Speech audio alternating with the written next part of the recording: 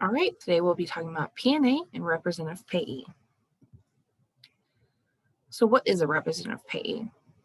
That's an individual appointed by the Social Security Administration to manage the SSI benefits for someone else. It can be institutions such as social services agencies designated to manage the funds of an individual.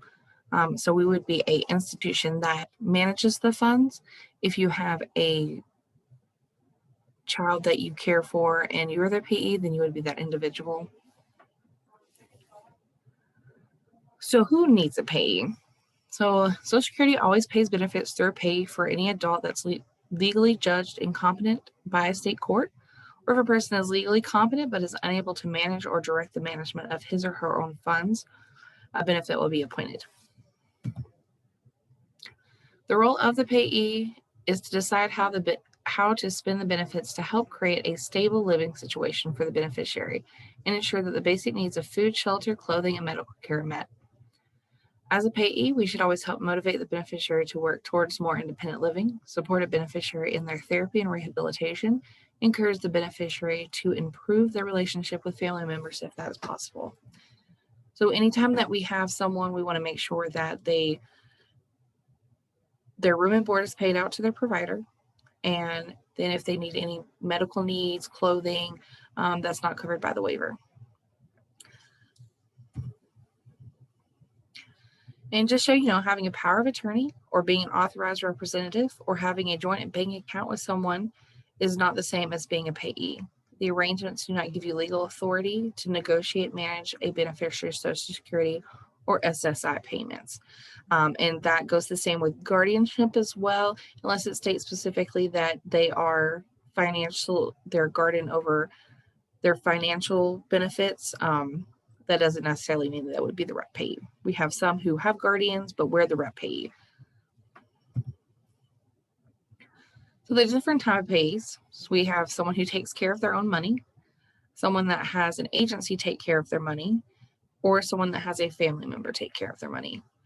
Sometimes if we have people who take care of their own money, they may get help from the provider or family members or other people to make sure that they are spending it correctly and making sure that everything is taken care of. So just some things that are allowable client expenditures. So that means that the client themselves can buy them. Would be any kind of beauty or barber service. So if they wanted to get their hair cut, get their face shaved, stuff like that. Any clothing, body wash. So that would be anything that's not generic that the provider would buy anyways. Any cosmetics. So of course, if they want to wear makeup, eyeshadow, that kind of thing. If they wanted to electronic toothbrush, Q-tips, swimwear, any shampoo that isn't routinely provided by the provider. So if you provide Suave and they want, let's say, Axe or a different kind, that could be on them to buy. Any razor blades and shaving supplies, and any personal lubricants. So if it's not agency sponsored, like we're not having a movie night or anything like that, they would be in charge of purchasing movies, shopping, swimming, if they were to dine out and it's not a family meal, bowling, any kind of sports, musical, any kind of event where admission is required, and vacations. And that means that although you have to provide a room for them, unless they decide to get their own room, they would be responsible for, any gifts that they wanted to buy, if they wanted to eat other than the meals that are required, the 3 meals a day. And if you have questions about that, you can always ask us and we can specify what we mean. So in here, the bottom here for dining out has the 2 asterisks. So meals, it is allowable if they're dining out with family, friends, or personal choice. But if you decide that you want to take everyone out for Applebee's, it would not be on them to buy their own food. So some other things would be co-pays on medical visits. If they were to get a burial plan or life insurance, and you can get those with the funds, as long as it would not diminish the ability of the person receiving services to be able to meet their current needs. So that'd be a good thing for a spend down or something of that nature. But obviously, if they're getting $94 can't really pay that for, life insurance or a burial plan if it's not going to have money for them to spend. Other things would be cigarettes, smoking items, smokeless tobacco, vapes, anything like that, alcohol, any dry cleaning, gifts for friends or family, any takeout food. Again, if it's not within those 3 meals, or if you cook something and they decide they want to order pizza, that would be on them to buy. And any banking expenses like overdraft fees if they have their own banking card. Also, any kind of sodas, if it's above and beyond, it would be on them to purchase those types of things as well. Any, junk food, things of that nature, where it would not be something you would typically buy for the house. So some non-allowable expenditures, these are provided by the independent contractor. You can look at our contract as well to see it lists out everything also, and that would be using your daily rate, the room and board. That pay covers these. So any kind of wipes and gloves, if it's over and above what Medicaid pays, typically that doesn't happen because if you need more units, we can just reach out to the service coordinator. So your first aid supplies, bandages, thermometers, anything that you would supply in your first aid supplies or your first aid kit would be on you to buy. Any bedroom furniture, so dressers, lamps, bedroom chair, all those things you should furnish as a provider.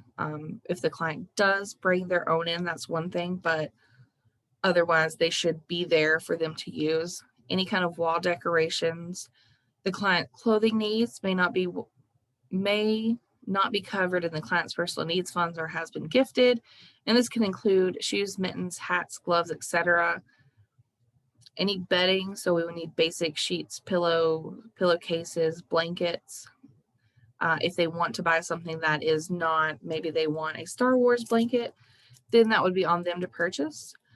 Again, if they want, anything extra, that would be, they can buy and it would be theirs. Same with towels, washcloths, shower curtains. So you have to make sure that everybody has their own towel. We can't just have one towel for, all the clients in the home. And again, if they wanted to buy a nice, better towel, that is perfectly fine, and they can buy that with their own funds. Mattress, box springs, any frame, unless the person comes with a bed. Sometimes that happens with foster care. Sometimes that happens when a person is coming from a different home. Maybe they have their own furniture. Otherwise, it would be on you as a provider to supply that.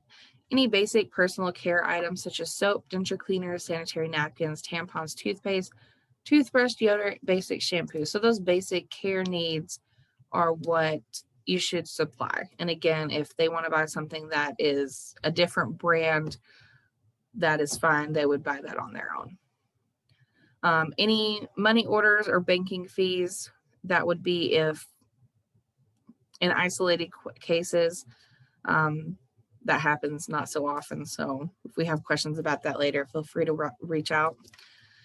And then of course, any cleaning supplies for the home. So we also have the laundry detergent, paper towels, food supplements if they're not covered on our Medicaid, kitchen items to eat with. We want to make sure they have cooking and cleaning utensils, any transportation to appointments, visits, emergency services. You could be liable for non-sufficient funds fee because as the provider, we're supposed to help encourage independence, but also, make sure that we're working as a team to make sure the person's not doing what they're not supposed to. Again, that's just an isolated incident. Most people don't even have a debit card. So that one's just, I wouldn't worry too much about it.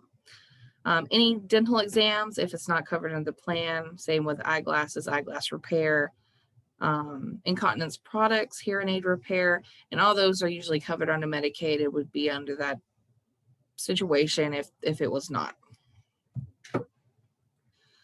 So spin downs are very important because an individual cannot have over $2,000 in countable resources while they're receiving SSI or Medicaid.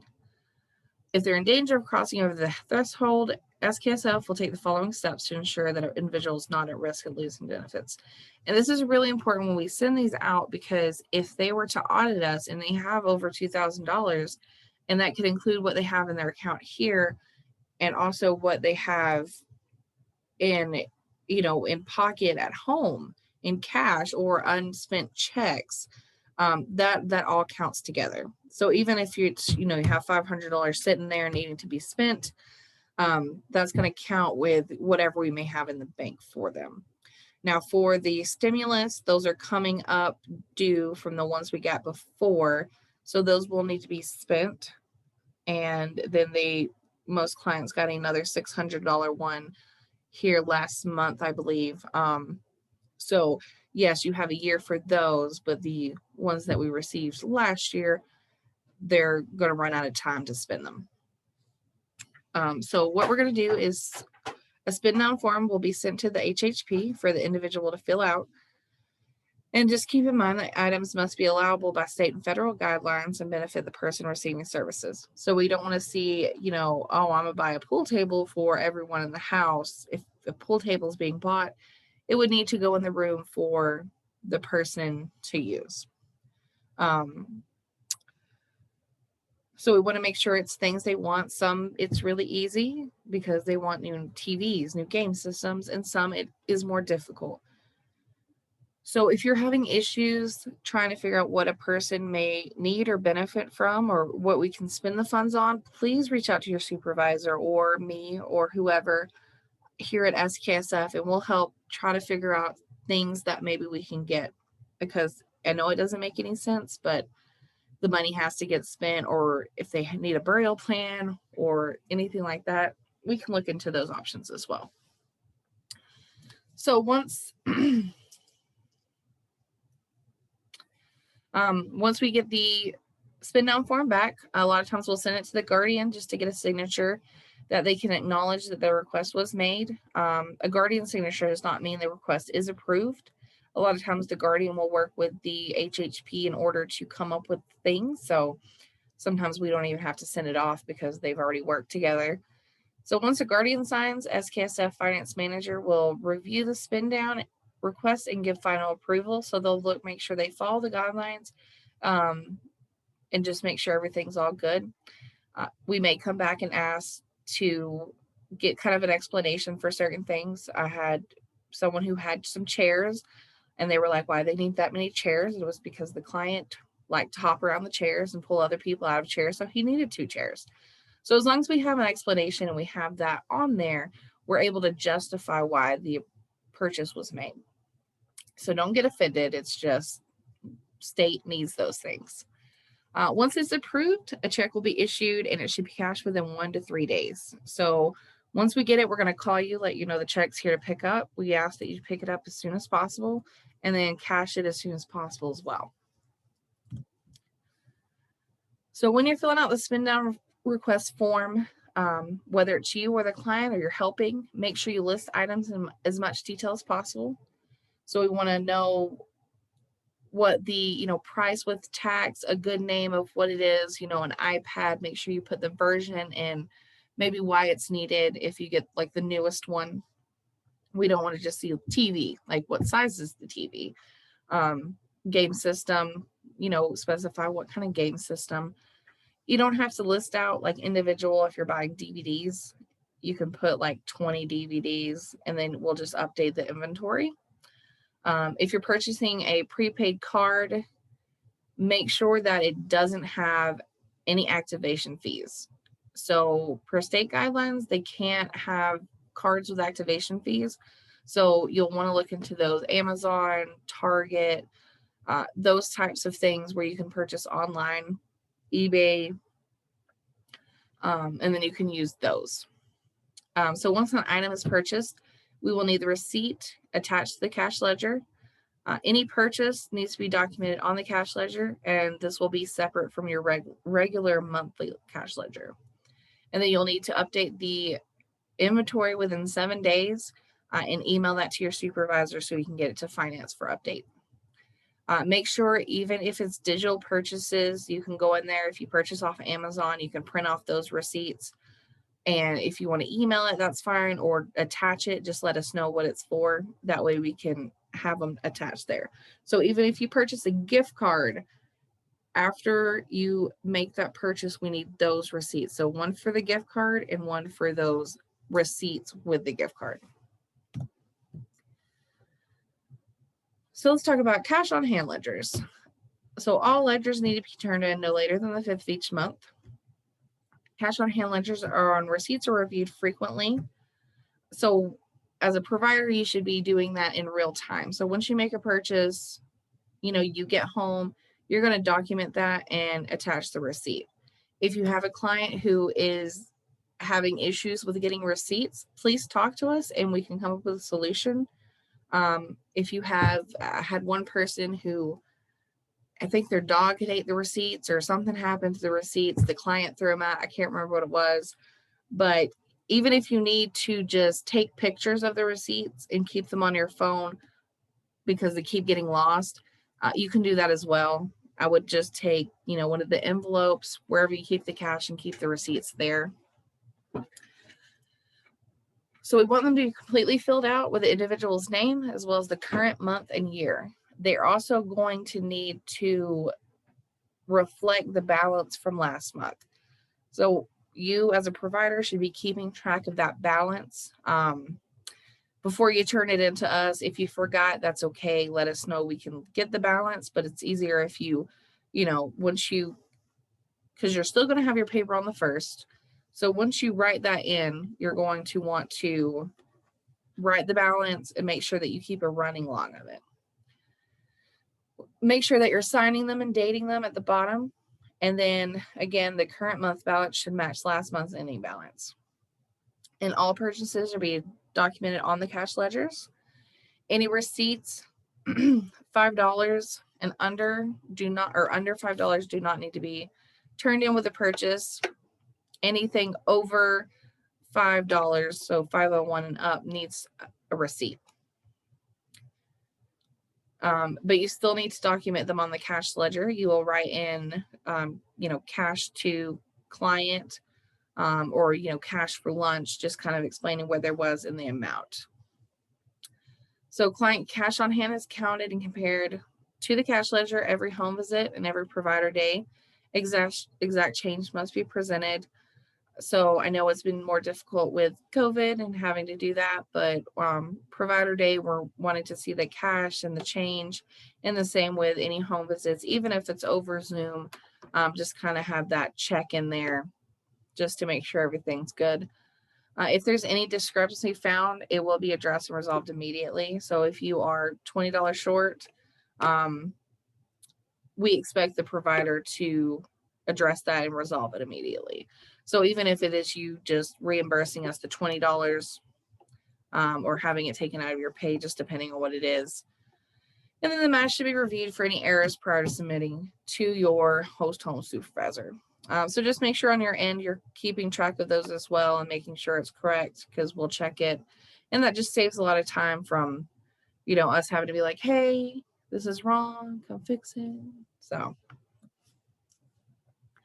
if there's any non-allowable purchases or lost receipts, the HHP will reimburse the person receiving services and document it on the ledger. We also have a form that you can fill out if there's something, something going on. But for the most part, we'll let you know what it is and we'll take care of that if it occurs. Don't use highlighter on the receipts. It does fade the ink. We like the original receipts, but again, if you're having issues keeping those, pictures are fine. As long as we give the receipts, that's the thing we're most worried about, is getting a copy of those. The reason we worry about original receipts is because we don't want people obviously purchasing things and then saying the client did and taking them back later. So that's one reason why that's a big But again, even if it's copy of receipts is better than no receipts. When you do turn in your receipts, if you have them, the original receipts, please staple them to paper, lay them out, tape them, or at least put them all together so they don't get lost. There shouldn't be any altered receipts. So if it's blacked out, cut off, etc., you can disregard that one, because again, we prefer them, but if it has to be pictures, it's fine. So HHP cannot buy items for the person receiving services on the same ticket. And the same goes for two clients. We want to make sure that you're keeping their money separate. So if you're at Walmart, make sure that you purchase their items separate from yours or any other person in the home. And then if there's not a receipt available, like they went to a yard sale or anything like that, see if you can get someone to write on a piece of paper with the date, the amount of the item, and a signature, and maybe like a description of what was bought, a lamp, $20. Receipts will be reviewed for allowable and not expensive. Cashback received at registers and unusual purchases. Cashback shouldn't be happening because we don't have debit cards at the time, so it should be cash. If you have anything considered valuable, it should be added to the inventory within 1 week of purchase. Again, if you add anything, make sure you have description, if there's a serial number, just as much detail as possible so we can make sure everything's tracked. And then you'll send that to your supervisor so that they can send it up to finance. So the client should not pay for any goods or services for the HHP. I know it's sweet, but it can be considered taken advantage of. So no coffee, meals, gifts, etc. If it is a required HHP purchase, and keep on hand basic personal care items like bars of soap, denture cleaners, sanitary napkins. Again, those basic items, they can be whatever brand you want to buy. If they want to buy something different, they can buy that with their own funds. HHP also needs to buy any household cleaning products, first aid supplies, over-the-counter medications. Clients are never under any circumstances responsible for purchasing these items.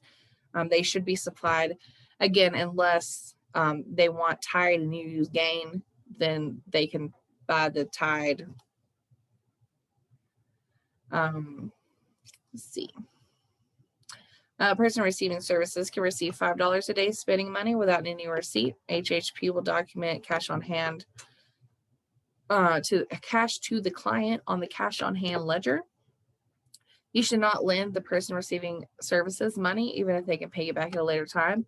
It can be perceived as exploitation. PNA checks received on the 5th should be cashed within 1 to 3 days. The client should have access to their money immediately.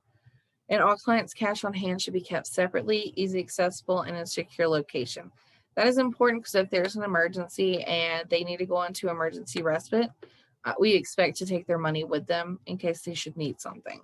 So if you're in the hospital and you're keeping their money in your wallet, there's no way we can really get that. For most part, people keep it in their binder, or just kind of a separate thing. So should something happen, and that's a reason why you need to keep the cash on hand ledger on track as you go, because if an emergency happens, we can't see where that cash is gone. So if it's on the ledger, we can. Otherwise, something happens, we're having to wait or figure out what happened, and it could be a bad situation. So important. So events that need to be reported to the Social Security Administration would be if a person starts or stops working, goes to jail, has a warrant, gets married. Things rep pays cannot do. So even as a provider, you cannot do these things. Deposit money into your own account, lend the funds to someone else, keep the funds when you're no longer the payee or the provider, and then use funds for other than person's needs. New PNA agreements will be signed annually by the person receiving services or their legal guardian. And that is all. So if you have any questions, let me know, and just send me an email and I will get the test link to you. Again, you have 30 minutes. You can close it out. It gives you like a little access code to go back in. But yeah, you have 30 minutes. Put your full name, your first and last, so I know who took the test and who I'm sending the certificate for. And then I would try to do it as soon as possible. That way we don't forget.